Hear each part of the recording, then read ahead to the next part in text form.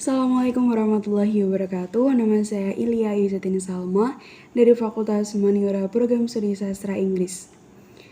Video kali ini saya buat untuk memenuhi tugas mata kuliah Islam dan Kebudayaan yang diampu oleh Bapak Abdurrahman. Di kesempatan kali ini, saya akan bahas mengenai keberagaman Islam di Nusantara 1. Baik, mungkin sebelum kita masuk ke keberagaman Islam di Nusantaranya, alangkah baiknya untuk membahas tentang masuknya Islam di Nusantara terlebih dahulu. Indonesia terkenal dengan penduduknya yang mayoritas memeluk agama Islam. Terkenal dengan budayanya, alamnya yang luas, dan hasil buminya yang cukup banyak. Sejarah masuknya Islam awalnya dibawa oleh pedagang Gujarat, lalu diikuti oleh pedagang Arab dan Persia. Sambil berdagang, mereka menyebarkan agama Islam ke tempat mereka berlabuh di seluruh Indonesia. Banyak yang berspekulasi bahwa Islam masuk Indonesia pada abad ke-7 atau ke-8. Selain dengan cara berdagang, ada juga dengan cara mendakwah, seperti penyebaran di tanah Jawa yang dilakukan oleh para wali songo. Merekalah sang pendakwah dan sang ulama yang menyebarkan Islam dengan cara pendekatan sosial budaya. Ketika Islam hadir di Nusantara, Islam merupakan agama baru dan pendatang. Agama baru karena kehadirannya lebih belakang dibanding dengan agama Hindu, Buddha, animisme, dan dinamisme. Disebut sebagai agama pendatang karena agama ini datang dari luar negeri. Maksudnya, Islam bukan agama asli bagi bangsa Indonesia, melainkan agama baru yang datang dari Arab. Sebagai agama baru dan pendatang saat itu, Islam harus menempuh strategi dakwah tertentu melalui berbagai adaptasi dan seleksi dalam menghadapi budaya dan tradisi yang berkembang di Nusantara. Nah, setelah kita membahas tentang cara masuknya dan bagaimana cara datangnya Islam itu ke Nusantara ini, sekarang kita masuk ke keberagaman Islam yang ada di Nusantara. Kemunculan sebuah agama baru dalam masyarakat tidak mungkin menjauhkan diri dari beragam tradisi atau nilai-nilai kemasyarakatan yang dianut. Agama selalu mengikuti dan menyesuaikan dengan berbagai tradisi yang ada dan bukan memberangusnya sama sekali. Dengan demikian, agama adalah cerminan dari tradisi masyarakat itu sendiri, dan secara lebih sederhana, agama adalah warisan tradisi, bukan sebaliknya. Keberagaman masyarakat Islam di Indonesia memiliki corak dan karakteristik yang kaya, tidak dalam wujud tunggal. Ini merupakan wujud dari artikulasi doktrin Islam yang beragam. Fenomena keberagaman ini merupakan sintesa dari doktrin, normativitas, dan dimensi kesejaraan atau historisitas. Dari sini kemudian melahirkan pemahaman dan pemaknaan atas doktrin agama yang berbeda. Dimensi kesejaraan dan kontekstualitas yang berbeda juga akan melahirkan pemaknaan atas doktrin yang berbeda. Dan pada akhirnya akan melahirkan perilaku keberagaman yang berbeda pula. Dengan demikian, wajah keberagaman masyarakat Indonesia tidak dapat digeneralisasikan sebagai wajah yang tunggal. Perjumpaan Islam dengan budaya lokal itu seringkali menimbulkan akulturasi budaya, yang mana kondisi ini menyebabkan ekspresi Islam tampil beragam dan bervariasi sehingga kaya kreativitas kultural religius. Akulturasi budaya tidak bisa dibendung ketika Islam memasuki wilayah baru. Jika Islam bersikap keras terhadap budaya atau tradisi lokal yang terjadi, justru pertentangan terhadap Islam itu sendiri, bahkan peperangan dengan pemangku budaya, tradisi atau adat lokal seperti perang Padri di Sumatera. Maka jalan yang terbaik adalah melakukan seleksi terhadap budaya maupun tradisi yang tidak bertentangan dengan ajaran Islam untuk diadaptasi sehingga mengekspresikan Islam yang khas. Ekspresi Islam lokal ini cenderung berkembang sehingga menimbulkan Islam yang beragam.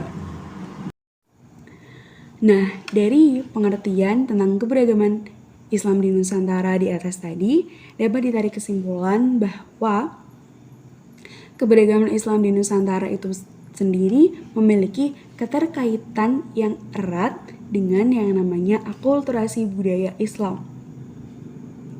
Nah, selanjutnya di kesempatan kali ini saya akan menjelaskan kepada kalian semuanya mengenai keberagaman Islam di Kudus sendiri dan apa aja sih akulturasi budaya Islam yang diterapkan oleh Sunan Kudus di Kudus.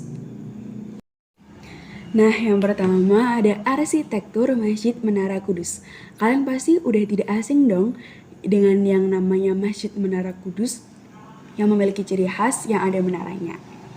Nah, Masjid Menara Kudus ini didirikan sekitar abad 15 atau 16 Masehi. Masjid ini merupakan potret akulturasi antara agama Islam dan Hindu. Yang paling ikonik dari masjid ini adalah adanya menara setinggi 18 meter yang berbahan batu bata. Sebagaimana ciri bangunan bergaya Hindu, menara tersebut terdiri atas 3 bagian, yaitu kaki, badan, kepala atau atap. Perpaduan Islam dan Hindu dalam Masjid Menara Kudus menerangkan bahwa bagian kaki menara terdiri atas ornamen-ornamen bercorak Hindu. Pada badannya terdapat ruang kecil yang berukuran 1,4 meter x 0,85 meter. Relung ini mirip dengan yang ada pada bangunan Hindu, contohnya pura atau candi. Hanya saja di relung menara masjid ini dibiarkan kosong. Sedangkan di bagian kepala menara ada sebuah ruangan yang ditopang oleh 16 tiang. Di sana terdapat beduk yang menghadap utara selatan. Beduk ini berfungsi sebagai panggilan sholat bagi umat muslim, yang mana ketika mau adzan beduk ini akan selalu didendangkan. Adanya beduk di bagian kepala menara disebut menyerupai dengan konsep peletakan kentongan di bawah atau balai kulkul di Bali. Atap menara berbentuk kelimas bersusun tumpang ganda. Di puncaknya terdapat mustaka atau biasa disebut dengan memoloh, seperti yang ada pada atap masjid. Menurut Syafwandi dalam bukunya Menara Masjid Kudus dalam Tinjauan Sejarah dan Arsitektur, atap ganda itu dimaknai sebagai 2 kalimat syahadat. Nah, selain arsitektur menaranya yang merupakan potret akulturasi antara agama Islam dan Hindu, ada juga pancuran wudhu yang berjumlah 8. Jumlah 8 pancuran itu konon mengadopsi keyakinan Buddha, yaitu Astasangika Marga yang berarti 8 jalan kebenaran. Tidak hanya berjumlah 8, di atas pancuran tersebut juga terdapat arca. Nah, untuk akulturasi budaya Islam di Kudus itu sendiri, yang kedua ada larangan penyembelihan sapi. Sunan Kudus menggunakan strategi toleran dalam menyebarkan agama di Kudus, yang mana mayoritas masyarakatnya beragama Hindu. Strategi toleran yang dimaksud berupa pendekatan kepada masyarakat Hindu dengan menggunakan media sapi. Sapi dalam pandangan Hindu merupakan hewan suci dan dianggap kendaraan para dewa. Menyembelih sapi termasuk dalam perbuatan dosa dan akan dikutuk para dewa. Melalui sapi, manusia hidup. Melalui sapi, manusia mendapatkan kesejahteraan. Dan sapi membantu manusia dalam segi pertanian. Penghormatan umat Hindu terhadap sapi sangat besar, sehingga Sunan Kudus menggunakan celah tersebut untuk menjadi strategi dakwah. Dengan fatwanya melarang masyarakat menyembelih sapi dan menggantinya dengan kerbau.